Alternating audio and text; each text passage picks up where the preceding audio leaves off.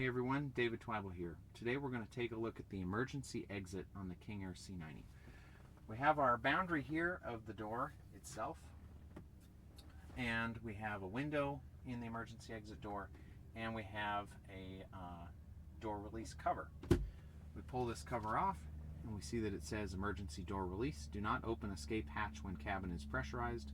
Open cover, pull hooks to override pressure lock, push button, and pull handle. Let's take a look at how that actually works.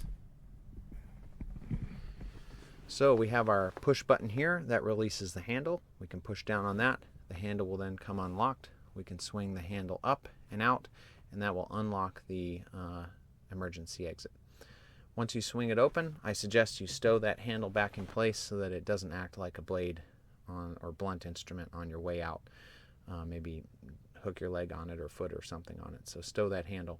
Also of note, we have the pressure dump diaphragm right here with two hooks. We can pull on those, which will allow us to depressurize the cabin in the event of an emergency before we open it, so that the emergency exit does not explosively open.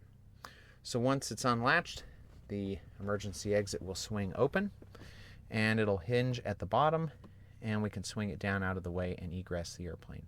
Of note, the emergency exit over here is pretty high off the wing and even higher off the ground, so you got a long ways down and through a small exit, so be careful doing that.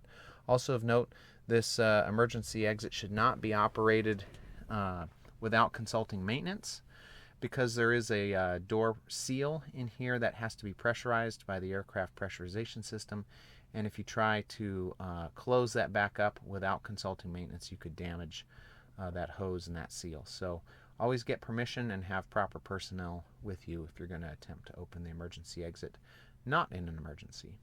So that's the emergency exit on the King Air C90, and until next time, fly safe.